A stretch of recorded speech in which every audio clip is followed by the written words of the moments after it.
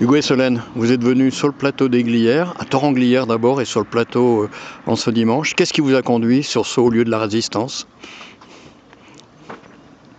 Tu veux commencer? Vas-y, lance-toi. En fait, comment dire, ça fait quelques temps qu'on est sur les problématiques de résistance, de mouvements sociaux en lien avec... on se sent très concerné, on va dire, par ce qui nous est imposé politiquement aujourd'hui, enfin qu'on ressent comme une imposition, une société dans laquelle on se ressent, qui nous ressemble plus en fait, et on a quelque part le sentiment de rentrer en résistance dans nos vies, personnellement, professionnellement, je pense en tout cas, d'aspirer à un changement sociétal profond. Et pour nous, venir ici, c'est faire partie de... C'est venir rencontrer déjà des acteurs qu'on estime peut-être plus proches de nos valeurs ou de nos aspirations. Et du coup, il y a, je pense, un symbole autour du mot résistance. Alors c'est une première fois qu'on vient ici.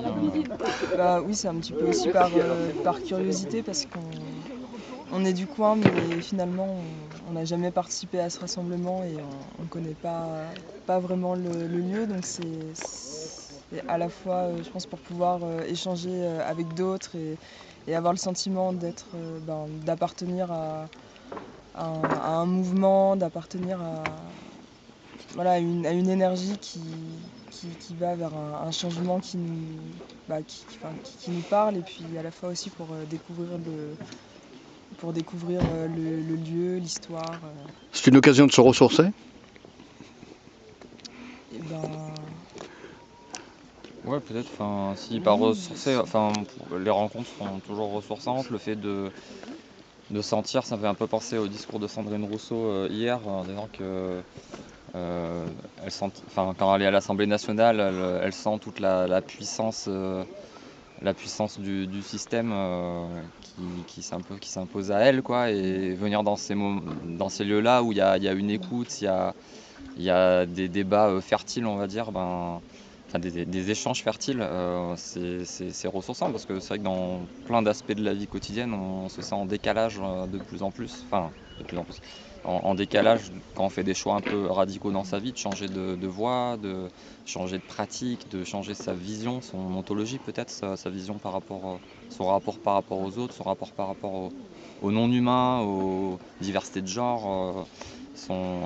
Tous ces sujets-là, là on rencontre des gens avec qui, en tout cas pour qui ça parle et qui ont des choses à dire sur le sujet, donc ça, en ce sens-là, c'est ressourçant. Ouais. Vous sentez que vous n'êtes plus tout seul?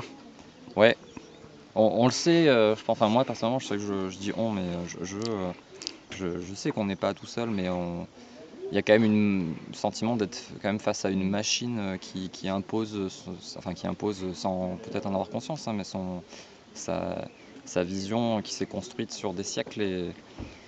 Voilà, et du coup, il y a parfois des sentiments d'impuissance, mais aussi des espoirs dans les alternatives, dans les luttes, dans la convergence des luttes, dans toutes ces formes de...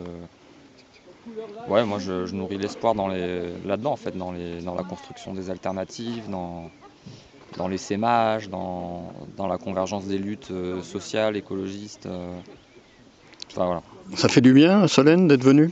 Oui, moi j'allais dire, c'est aussi, je partage ce que dit Hugo, et c'est aussi ressourçant vis-à-vis du choix qu'on a fait de vivre l'événement, de venir par nos propres moyens, donc sans voiture, et de venir en transport en commun, d'avoir choisi le camping pour passer les 2 nuits du week-end, de covoiturer avec d'autres personnes, de rencontrer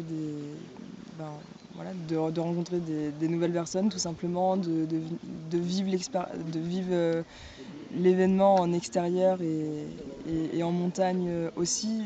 Justement, tu parlais du lien vivant, là on est dedans, là, en passant la journée notamment sur le plateau, entouré des montagnes et de la végétation. Donc c'est aussi ça, le côté ressourçant, de pouvoir être en nature. On l'a un petit peu moins vécu hier, c'est plus l'aspect intellectuel que tu développais, et là on va plus le vivre dans le lien à la nature aujourd'hui.